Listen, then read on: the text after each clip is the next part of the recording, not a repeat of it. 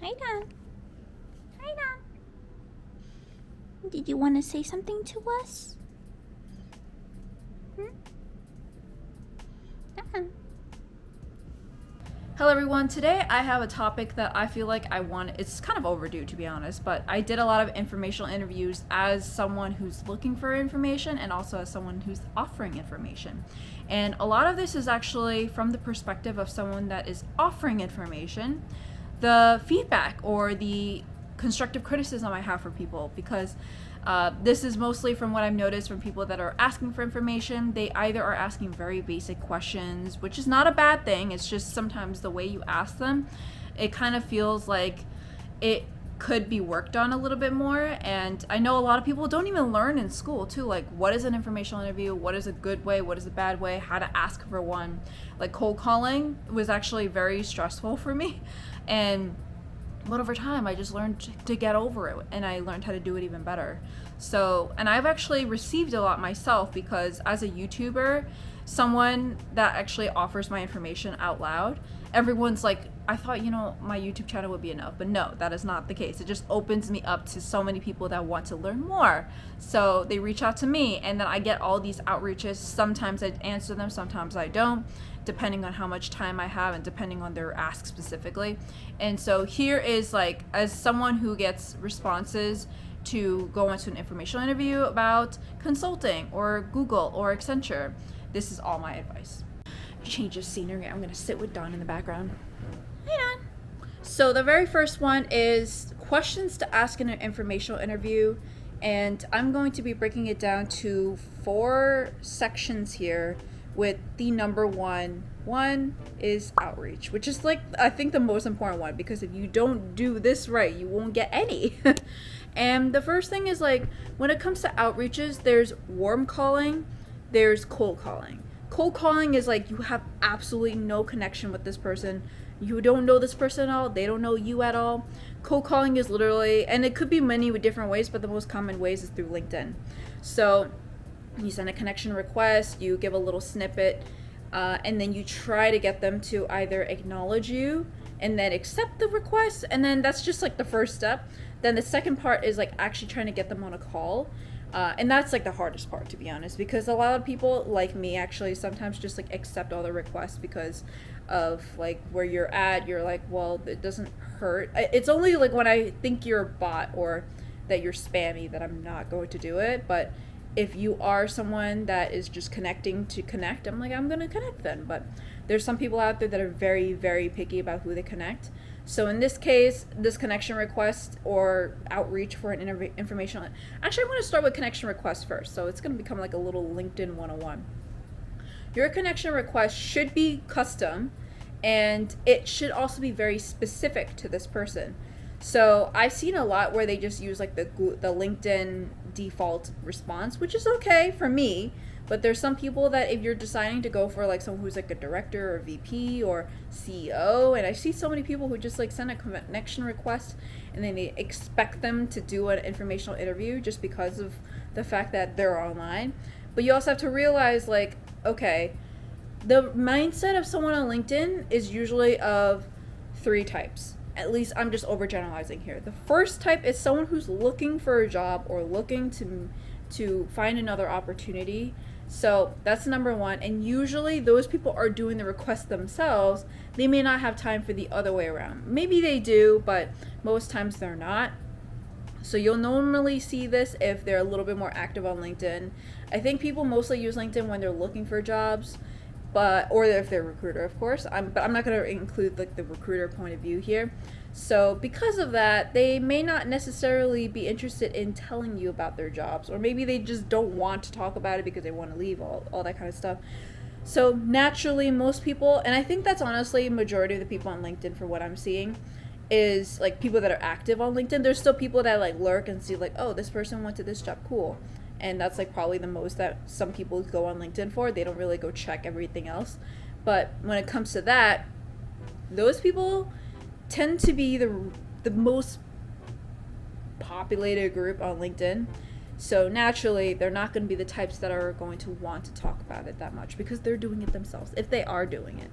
Number 2 is if they are the ones that are this is like not as common, but if they are actually get just there to be like some kind of LinkedIn influencer, or trying to have like basically create some profile or create some content, but also teach people about whatever they're trying to do. That's kind of like what I'm trying to do by posting my videos up on there. That is not as common. This is the group that if you want to learn about whatever you want to ask about, that's the group you want to target. But there's just not a lot of them because they're literally offering information. But at the same time, if they're offering a lot of information, they're also probably being asked by a lot of people. That's me. So there's a lot of ways that you can do to stand out. And number 3 are people that are just exactly what I just said. They lurk. They just like go there to look at updates. So those 2 groups, the first group and the third group, are probably like very passive groups on LinkedIn for people to talk to people. But then there's also the group that like likes to offer information like me. But then you also have to do a specific way to kind of be very like, oh, pick me, spend your time with me. And nowadays actually like I do these informational interviews if I have a specific personal connection with someone. But for the most part, I actually offer them to my either free coaching or my paid coaching because I just don't have time to do everything. If I really answered every single LinkedIn message about it over a phone call, that would probably be like every single day I would get a call. But nowadays, I actually say like if I can't help you through text here, then I can't really help you unless you're willing to pay or do the free coaching call. So that's just like my perspective because I don't have the time. I'm doing a lot of things on top of it. I don't have, and also I have a whole YouTube channel that's dedicated to all the things I'm going to talk about anyways. So I tend to actually send the YouTube video to them, and if they have questions, they ask me, and I'll just answer them directly in the text. Some people are like, oh, but isn't that going to be more time to text everyone instead of having a call? But you can argue that a call is locking time on a calendar that I can't do anything else and I have to honor. While text, I can just like check whenever I'm available and then answer it. And that's just easier for me because I can multitask that a lot better. So outreach, I would say introduce you. Number 1 is introduce yourself. Number 2, be specific on why them. And this is where I'm going to give you an example of why be very specific is, let's say for example, you're reaching out to me about Google. And you're like, oh, I want to reach out to you because I would love to go to Google. That's not specific enough. That's just like the same kind of response I would get from anyone interested in Google. Then your second part they can add to it is like, I watched XYZ video and realized like this particular area is very interesting to me in your day-to-day. That shows me that like, okay, then it's not specifically Google, but specifically my role at Google. And then now it's like, okay, I guess like whatever I can offer is gonna be different than what other people can offer, or that it's specifically me, so you're looking for me particularly. Otherwise, like I always think there's a lot of public information out there nowadays on YouTube about what other jobs do, and then I also get the ones I don't like the most is like, hey, I'm going for XYZ role that is completely different than my role. It's like, hey, I would love to have a call with you. And I'm like, sorry, I'm not like even close to that role. And that's actually going to lead me to section 2, which is research, but I'm going to go over that later. But for now, I'm going to talk about outreach, is that you should be very specific to them either in your search of finding a person, but also your outreach. So your outreach should be very specific. It's like, I noticed you're like XYZ at this company and I'm really interested because of this reason. And I noticed that we have like a common, we were from the same school, or we have like, there's like some kind of reasoning. Or for me, a lot of people end up going like, oh, I watched your videos and I loved it, blah, blah, blah. And then I connect with them either way. So, but if you're like, let's say a director or VP or a manager, you may not have the time, and then you're gonna be like, oh, you're gonna be like every other person. So you want to customize it and be very specific as to it, and do your research while you're doing the outreach as well. So also, big no-no in the outreach, do not ask for a referral in the connection request. That is something you ask later on. That is probably my biggest pet peeve, because the whole reason why we do referrals, the whole premise of referrals is that if we know you do good work, then we will refer you, because we know that like your talent is going to be something we want in the company. But if we do that for everyone, then the value of your referral goes down, and then you end up looking like some kind of like spam bot recruiter. So if you think that we're just gonna accept your connection request and then create a referral, that's not going to happen. There's definitely gonna be people who did it, because there's one time that I actually was reaching out to someone who was a product manager at a particular company, and I was interested because I was actually already applying for that role as well, and I reached out to her and said like, hey, I would love to learn more about this role because I actually applied for this role as well. She was like immediately connected and then said like, oh, give me your information referral. I'm like, that is the most direct, but at the same time, that goes to show, and it's a good and a bad thing, okay? The good thing means that there's no chase.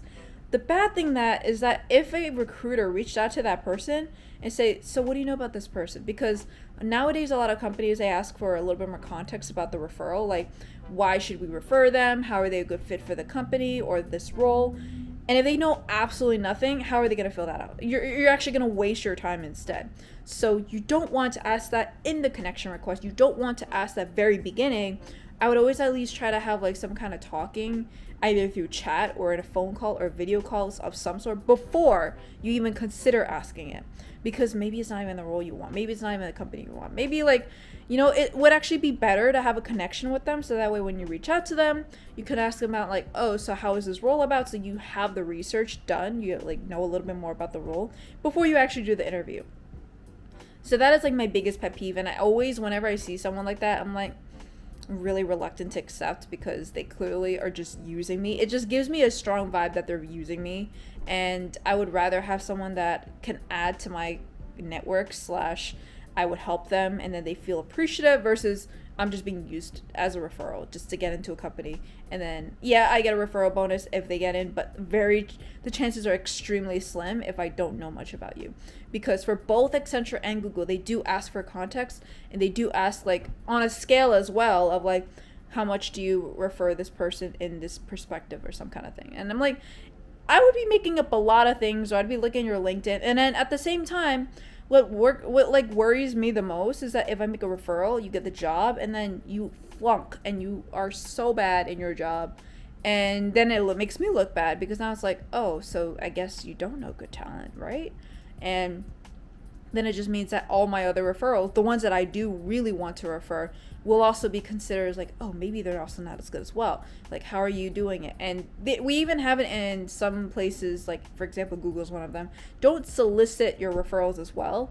So if you see me and I don't refer you, or kind of ghost you about this, just because you found me on YouTube and I say I'm going to help you get a job at consulting at Accenture or at a Google, does not mean I'm going to solicit my referral or then I'm going to refer you.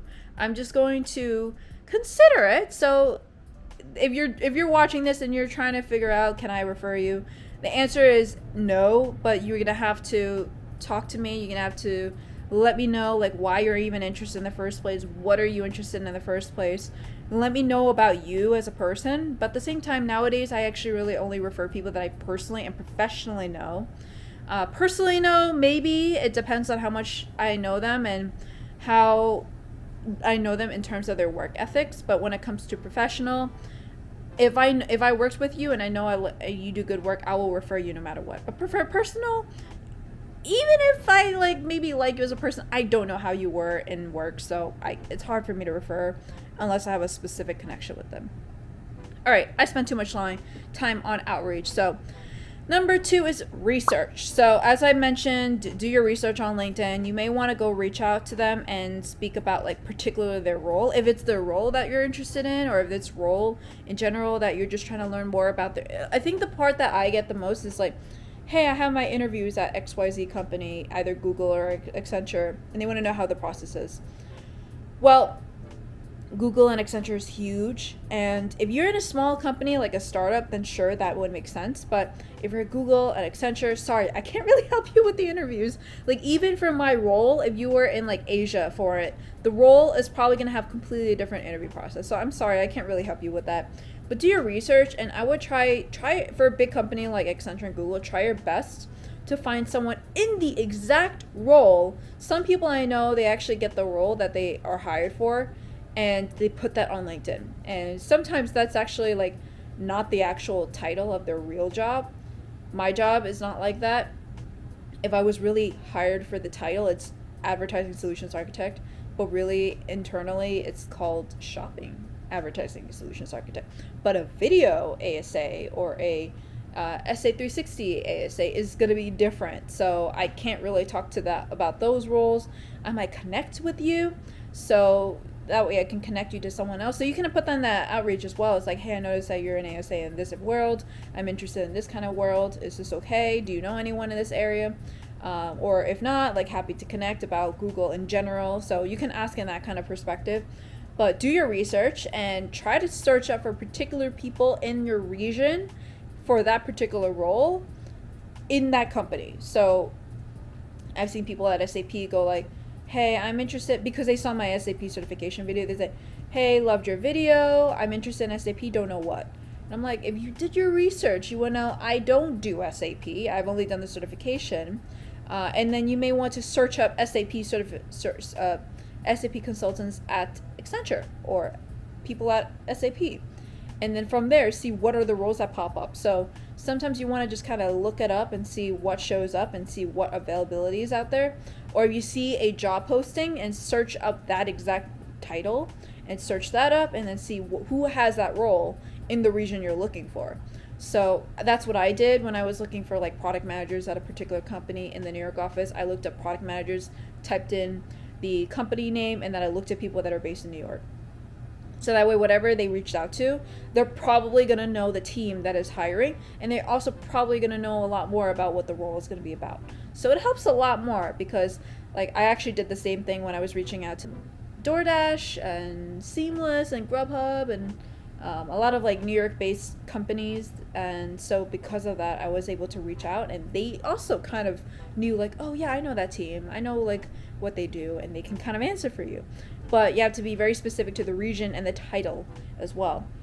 So the next one is on mode. And this is the part that I feel like is the hardest on LinkedIn, is because most people on LinkedIn, they're okay with texting. Like once you get through the connection request, once you get through to someone who responds, because as I mentioned to you before, if you're looking for someone that's interviewing and looking for a job, they will probably respond the most, but they also may not be the most interested. But people who are not even on LinkedIn, they just kind of like check on once in a while for like, oh, I see like this person got this job, or like, oh, look at this content, cool, blah blah blah. Most people are probably in that bucket, and they may not even be checking their messages that much or connection requests. Like I've seen people that have not touched LinkedIn, like Addison's one of them. Like people may be reaching out to him for Accenture and for Workday specifically, and he does not know a single thing because he hasn't touched LinkedIn for a year. He doesn't need a job, or at least he doesn't want a job now.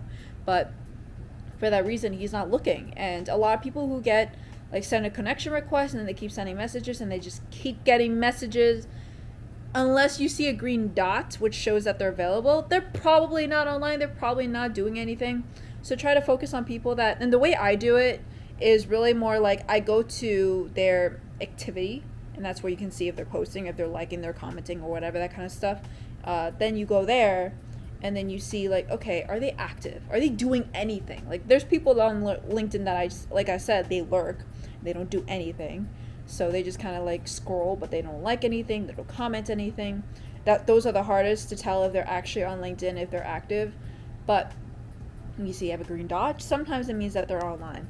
And so usually for mode, you should probably default that they're going to be doing it through text. And then once you see that they're actually someone that they're willing to reach out to, they want to talk to you, then you can start to say like, hey, I would love to do a video call. I would love to do a phone call. You can start out with that in your outreach as well and say like, hey, I would love to hop on a call with you and learn about XYZ role at this particular company, or to learn about like the interview process, or to learn about like, oh, how was it like going from XYZ major to ABC role kind of thing. So there's a lot of different things you can do. So the mode is, I would say, prioritize. Don't really think you're going to do a video or phone call, because a lot of times they're busy with their day jobs and their personal lives. But be okay with text, and then after that, say like maybe to a phone call or video call. You can ask for a phone and video call, and then say right after that like, oh, I know you might be busy, and then say like, we're happy to text here in LinkedIn as well. So I've actually had places where I've like it was like very tough to get a call with them. And one big tip that I have is like, if you are not so sure, on how much time they're willing to give you. Have them send the invite or have them tell you what time. And then from there, you just know, like, okay, if they send like a 1 hour calendar invite, or if they even send you a Calendly. I know people that actually send a Calendly. I've even had people that tell me to send a Calendly, but then then it's just like another calendar app to maintain. I have like so many calendars right now, but if they send a Calendly and you see it's like a 15-minute slot or 30-minute slot or 1 hour slot, that's how you know. Try to always aim for less, because most times when you have a 1 hour conversation, there's really not much. There's a reason why you can do a 15-minute and then have a relationship. I think it's better to have many short interactions as opposed to one long one, because when you do one short one, then you can say like, oh, I do have follow-ups about this part that we talked about last time, or and then maybe like on your second or third one you could say like, hey, what is the referral process? Is this something you can help me with? It's okay if you don't feel comfortable doing that, all that kind of stuff. But like if we had just text conversation, and if I don't offer it, then I'm like, then probably chances are I'm not comfortable referring you. But if they offer it right out, then that's great for you. But then, like I said, there's a downside to it. Is like the referral may be not strong then. So then the last one is it goes both ways. And I feel like everyone feels that, oh, I'm gonna like struggle because this person is gonna be so busy. This person's gonna be doing all this stuff. And then I'm like so lucky to have a call. Like, why would they call me? That's like imposter syndrome. A lot of people who are doing this are like, why would they call me? And some people are shameless though about like, oh yeah, they should be calling me. Like, what? I'm like all this and they should do it. And that itself could be a red flag for a lot of people. I actually have a little chat with some friends in tech, and they actually sometimes screenshot their little message request, and I'm like, they're like, so do I answer or not? And a lot of times I'm really harsh on it because I'm like, they can do a lot better than that. Like, why are you asking for a referral and in the actual connection request? That's just no, don't do that. So particularly when it comes to that, like, realize it goes both ways. Try to offer information as well, or try to be like, it's not just like you're only getting all the information, they're also getting some camaraderie. Like, for example, you could ask like, oh, how was your weekend? Like, what, do you have any fun in vacation? And then maybe they say like, yeah, we're going to Colorado to go skiing. And you say, oh, I can give you some recommendations of restaurants and lodges you can go to. Like, you have a lot to offer as well. And then you can start using LinkedIn to just like message them and be like, hey, blah, blah, blah. Like, there was actually a few connections that I've had where they actually first said like, hey, I was like reaching out to them for product manager roles at their company, and then literally after I got the Google role, like 1 to 2 months later, they say, hey, I'm actually interested in Google as well, and can you refer me? I'm like, yes, I will, because you helped me, and I heard and like we had a call with each other, and we learned about their roles. So I'm like, why wouldn't I? So like, think about it that way. That is literally like you're building a relationship with them. As a student, that could be a little bit more tough, but once you get into a role and then later on someone's going to be like, oh yeah, I am also now interested in their company, or there's an opportunity that opened up. That's like it goes both ways. So don't feel like I mean, in some ways you should be very, very polite and be very respectful of their time, but don't be like you have absolutely nothing to value. You offer nothing of value to them. Later on they will, or later on you will, but just make sure you be confident, be prepared, have a lot of questions ready. I usually have it in like 3 buckets, in terms of like informational interview questions for careers, so, or specifically a job specific. So the first one is going to be more on like the career itself, like a broad spectrum of their career. The second one is going to be on the company. The third section is going to be on the job. And those 3 will give you a good picture as to like what you're interested in. And then you can always ask follow-ups as like when things come up. And some people are going to be like a lot of times I reached out to consultants that turned to product managers, and I said like, ask questions like, oh, how was it like? Did you find it hard to go from consulting to product management? Like, what did you do? I was really curious about that. And the second one was like about like the company. I'm like, oh, can you tell me about your company? Like, is this something that you like, or like what kind of work are you guys doing, and what is the future of product management at your company? And then the third question was like, how was your role? Have you found it stressful? Is that like what have you been doing?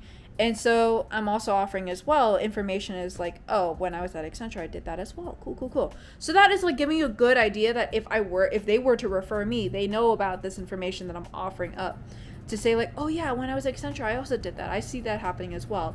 And then you could also say like, hey, can you take a look at my resume and see like any suggestions you have? I've had actual people that gave me real good edits and said like, you may want to change these words. You may want to reword this particular way. I'm like, wow, for someone who came from a consultant to become a product manager, and I was at the time interested in doing the same thing, they were willing to go through my resume. That was also a consultant too. So having that kind of perspective on like how they did it can really help you there.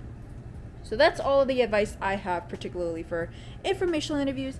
And Don can also say good luck to you as well. But any questions down below, let me know. I feel like this is just something that I've done a lot of back in college and also when I was like looking for a career change. And there's just so much I learned, but also so much that I see so many people just failing because like both of us are just, he always thinks I'm very strict and like very tough, but he also works at, I don't want to name names or anything, but he works at a small company. So naturally, not a lot of people are going to respond. But if they're interested, they're going to be like, yeah, sure, maybe they will help you out because not a lot of people are interested in a small company. But if you have a company like Google, we get this all the time. And I do YouTube and I have Accenture and everything like that. If people reach out to me all the time, I don't have time to respond. That's kind of why I accept a lot. But even though I know people just need to work better on their outreach, but if they're trying to have a call with me and if they're trying to get a referral, I'm like, sorry, I need more time. I need to learn about you more. Sorry. But yeah, let me know what you think down below. Bye. Say bye, Nan. Bye.